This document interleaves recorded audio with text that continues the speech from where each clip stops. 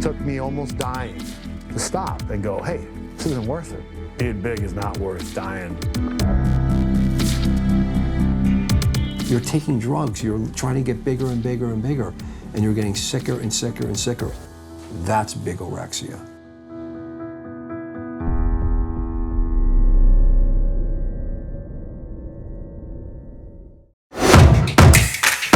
I was never going to be a man's physique. Didn't have much of an off season. I like his physique better. I'm always very energetic. I would have to put me as one of the greatest. Mr. Olympia was won by the back.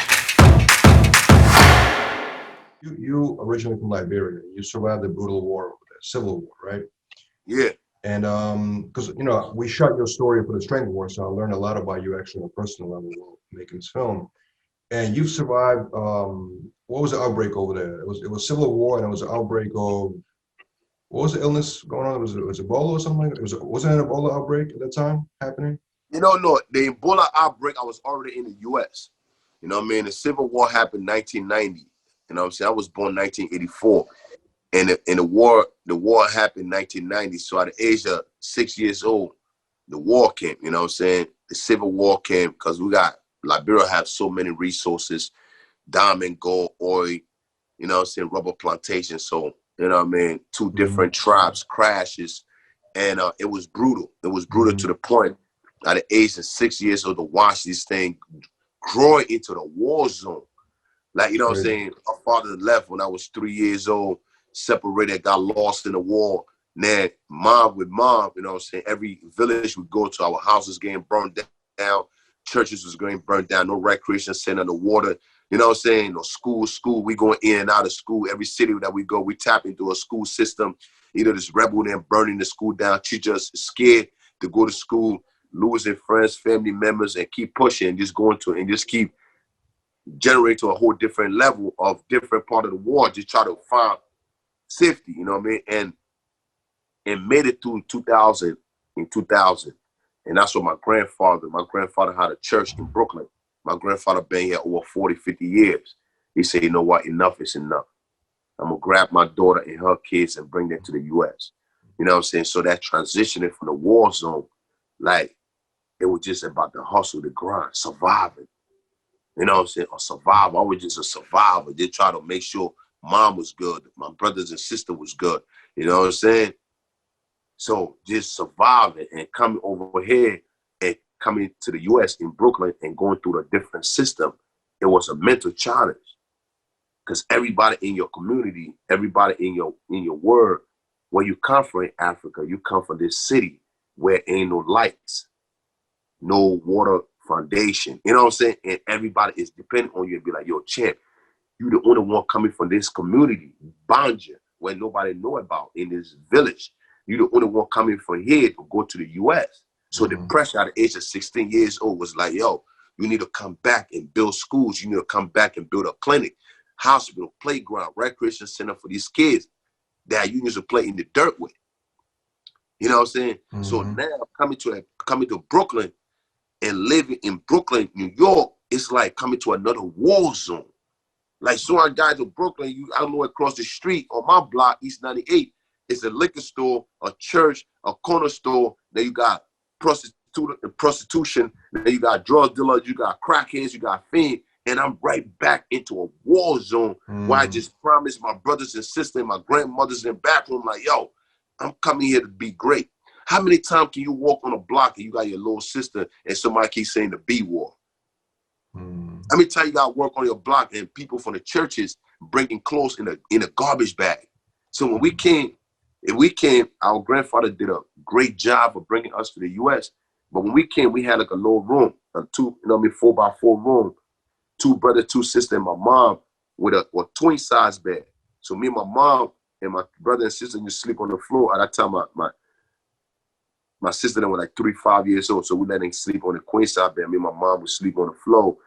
And when we come outside, we would go downstairs in the basement, and a lot of the churches, the people from the church, the members of the church would bring like bags of garbage clothes or clothes in a garbage bag that kids don't want.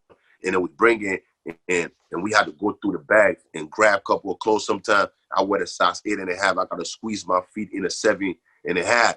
And at that time, we talking about the dress code.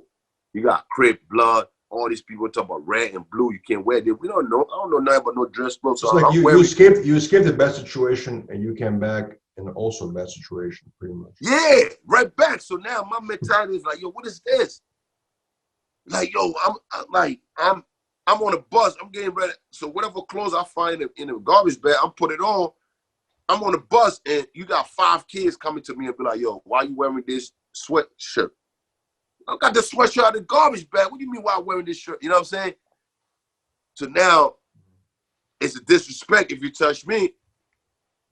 But my grandfather said, yo, if somebody touch you, you can't touch them back. Because now if you put hands on them, they get hurt. The cops come.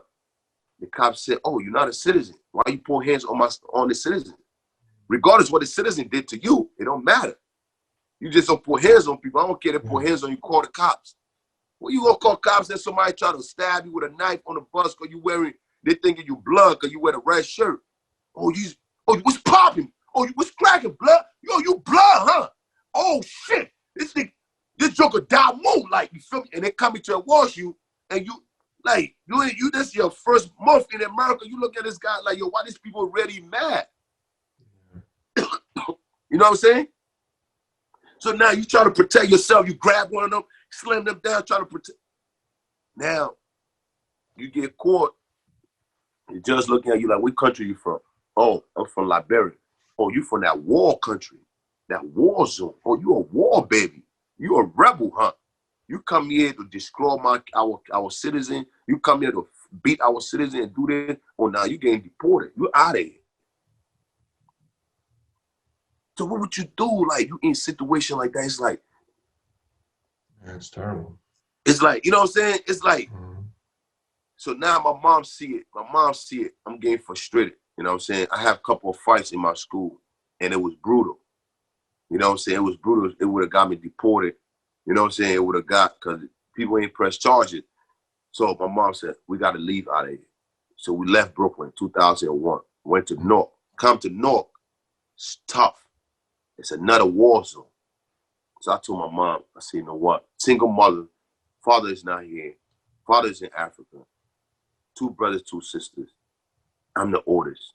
At the age of 17 now, I say, Mom, I'm going to go to Wendy's and find a job up the street, help you with the rent, help you with the bills. You know what I'm saying?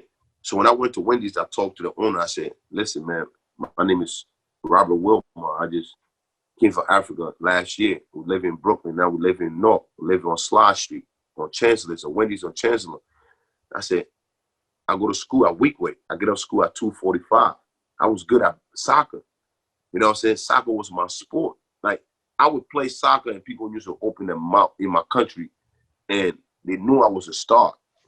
You know what I'm saying? They knew I was going to be one of the best that ever played the game. You know what I'm saying? But when I came, I had to quit playing and find a job to help my mom because my father wasn't here. My mom dropped out in the 5th grade. So my mom had to get a job that would pay her $7 an hour, $7. She wasn't going to the office. She was working at Macy in New York. Had to catch the bus, the train. Before she get there, come back making $7 an hour.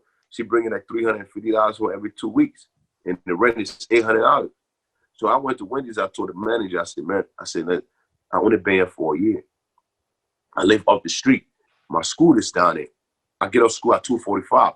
It take me 15 minutes from my school if I'm walking to come to work. So I could work from 3 o'clock to 8 p.m. and get back to my brother and sister, make sure their homework is done, put them in school, you know what I'm saying, stuff like that. The lady looked at me and said, listen, we're not hiring. I went down there, I'm telling you, champ, I went to that lady 10 times, every day. You know what I'm saying? Every day.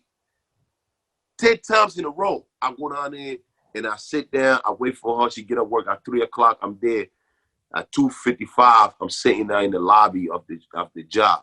And as soon as she get out of her office, I'm right in front of her car. I'm like, yo, man, you don't understand. You don't understand, man. Imagine you got 2 brothers, 2 sisters, mom making $7 an hour. They were going to have 4 pay less. My sister about to go to high school. You know they're going to laugh at her wearing pay less. You know what I'm saying? Now, that's going to make me angry and come down there and hit somebody's child. Then I'm going to get deported. I need to step up. So the 10th time that I went there, the lady looked at me and said, we had somebody that call out today. Which size of shirt do you wear? And she gave me the shirt, champ. And I pulled my career to the side, 2001, and I started working. I worked from 3 o'clock to 8 o'clock, bringing a little bit of, you know what I'm saying? I had 50% off on the food, bring some burger home, fries home for my brothers and sisters, getting paid at least every 2 weeks, $250, helping my brother and sister out. You know what I'm saying? Getting their son cosmetics, little lotion, deodorant, stuff like that, helping out with the family. Then in 2003, go and cash my check. That's when everything started. I go cash my check. I'm in the ghetto. Police pull me over. Hey, yo, come here. Where the gun at? Where the weed at? Where the drugs at? Put the hands all between my legs. Like, yo, I'm like, hold up, officer. This is my paycheck right here, man. I just came from Africa, man. I've just been here 2 years. You know what I mean? I don't sell weed. I don't smoke weed. I don't smoke. I got 2 brothers and sisters at home, my mom. I'm here to go cash my check to help my mom with the rent. There go my check in my wallet. Check my wallet. Man, shut the hell up, man. What's your name? Ran my name. Nothing came up, put me in the back of the car. Officer grabbed a whole bag of weed like that, throw it in the back. Like, yo, this is you. Keep that. Wow. This is you. So now they locked me up. Took everything away. Nobody told my mom. Nobody tell my job. So I'm in there for like 3-4 days. My mom finally found out where I'm at, calling all over the world.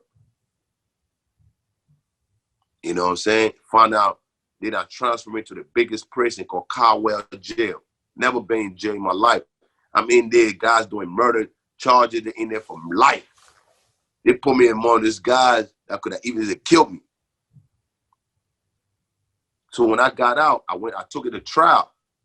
I told the judge, like, yo, I don't smoke weed. I don't sell weed. I don't know nobody. I go to work. I get up in the morning, 5 o'clock, get ready, go to school at 8 o'clock, leave school at 2:45, go to work, get to work at 8 o'clock, go home, take care of my brother and sister. 10 o'clock, 11 o'clock, I'm in bed. What the time I got to go? So I don't have no friends. So the judge asked the cops in the courtroom and said, yo, where's the evidence? Oh, Your Honor. And I left it at the laboratory. Judge said, we ain't got no damn lab in Newark, man. You locked up this man for no reason. They can't even go to school and stuff like that, man. So now they come out. My green card is stolen. My wallet is stolen. My check is stolen. Everything is gone. I'm back to square one. So now I go back to my job. They came and hired me. I ain't got no ID or nothing. Just said, oh, listen, we told you abandon us. You ain't come for 4 days, so we hire somebody. The rent is due. Mom is stressed out. My brothers and sisters, so what happened? The kids that go to school where I start hanging with them, now we start selling weed. I'm like, all right, since you want me to be this person, I'm not trying to be. Now, I'm going to terrorize this city. That's when I got back in the streets and everything was moving. Whatever it is. They forced you in a corner. They forced you in a corner, basically. You had no choice. They forced me on the corner. Now I'm hanging out on the corner, hanging with kids, you know what I'm saying, smoking, drinking every night. I'm frustrated, you know what I'm saying? Mom said I can't come around the kids no more because now, you know what I mean, my mindset is not there. She's like, yo, I don't want you enter like your brother to enter like you. So stay away from the house. Stay away from your brother. They don't come around. You know what I'm saying? I went to a deep place, sleeping on the streets, in abandoned houses, in abandoned cars, you know? Then after that, that's when 2006, I went through the Fed system. When I went through the Feds, 2010, September 21st, I came home. When I came home, and I say, you know what? I'm going to dedicate my time to the youth. You know what I'm saying? To tell them to have patience. You know what I'm saying? Teaching them about patience and discipline and just believing in what they believe in. Like, keep fighting on your goals and your dreams, you know what I mean? Don't let everything outside that glitter is not gold. You know what I'm saying? I could be in the streets and make all the money and be the man of the year. We were making $100,000 a month, man. Me and my team, like, I took no days off into the streets. Like, I was dedicated. I give the street 150%. Like, every day, you never know when you're getting killed. You walk in the street today, you around little killers and drug dealers and murderers that moms and fathers is locked up. They don't have no purpose in life. That's the people that you're hanging out with every day. Some of them doing drugs. You don't know what they're thinking. You don't know when they're going to react. You don't know when you in the house chilling right now. One of your friends now terrorized the whole club. And you walking because you chill with them. You become a victim. You walk out of your house. You don't know if you're going to get killed. You don't know if you're going to get arrested. You don't know if the deal going to go bad. You don't know. That's the street life you live in. So every day is a death wish. You never know when you're coming home. You never know. And that's why when I lost 5 of my friends in the streets and the other 4 got deported. I'm the only one that made it out of prison and changed my life. The rest that came home, I give them a job at the gym. And they're like, man, we went from making $100,000 a month. My first paycheck every 2 weeks, I look at my first paycheck with $210. So now I had to make a decision. Either go back making $100,000 a week and 2 years from now and do 20 years in jail, or I keep making $250 a week and keep working on my dreams and change the world. It took me 13 years, champ, for me to get my first paycheck. 13 years. I think it's incredible to have that patience, but I feel like most people would not have that patience. You know what I mean? So how do you convince somebody to really, settle down for that? You know what I mean? Some people don't think long-term like that. You know what I'm saying? I mean, I got to tell them, man, it's tough. It's tough. They just got to believe in themselves, man. They just got to believe in it. They got to see it. It's like a tunnel vision. You got to see it. It's like you see where you're going, but other people won't go see it. You can't put your dream in other people's hands. You can't expect. I did almost 13 shows. Nobody show up. Even the day that I got shot in my legs, 2014, I had NDO Nation created already. I had so many people that was on my team. Ain't nobody show up at my show when I got shot. 3 weeks later, I was at the show with crunches. But the idea is that you cannot hold other people responsibility for your journey. This is your journey. This is your goal.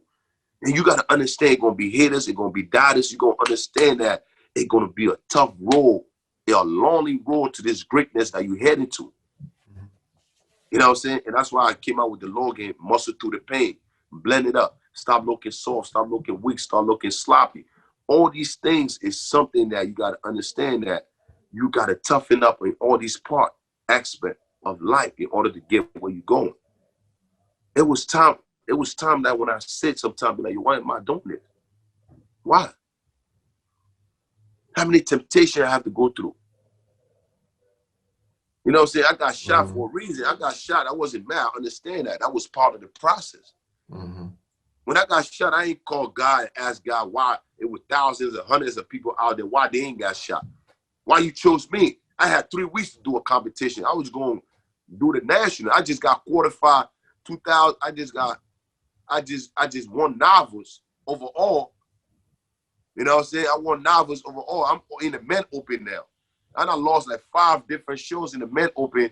And this show was a national qualification show for me to, you know what I mean? For me to get ready for pro status. And now look at me, a 9mm bullet penetrate my bone. Yeah, it's crazy, man. It's horrible. You know what I'm saying? So I'm telling you, you're going to get tested. Yes, you're going to get tested. But you can't look at it as a negative part. You got to look at it like, why? Why now? And later on, you figure it out like, all right, this is part of the process. Family, even your brothers and sisters, your mother sometimes ain't going to believe in the process. They're going to think you stupid or you retarded or whatever you're doing in. And that's why I was doing the boxing. I had to separate myself from a lot of people because they don't understand that mental. They don't understand jogging 15.8 miles. Why are you losing weight? Hey, champ, you looking soft, champ. You losing your strength, champ. You going no sponsor gonna pick you up. You lose your size, champ. Your quads, you losing your quads. You losing your hamstring. You losing your quads. You losing your chest, your bicep. But they don't understand the mindset as a champion. I cannot go to a pool party and wear a whole suit. I go to a pool party with a suit. Everybody gonna ask why you wearing a suit at a pool party, but they don't understand where I'm going. I probably could stop through and say what up to you at a pool party and be out.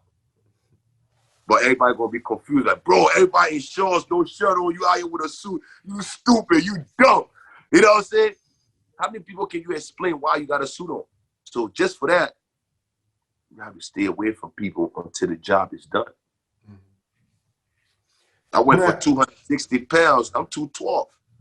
Oh, wow. But for boxing, that's something that, I mean, it's a different, completely different sport. It's a different mindset. It's a functional sport, and you can't succeed while just being huge, obviously. You know what I mean? I totally get that. You know what I'm saying? And people don't have that mindset, they will quit because now people around are telling them these things.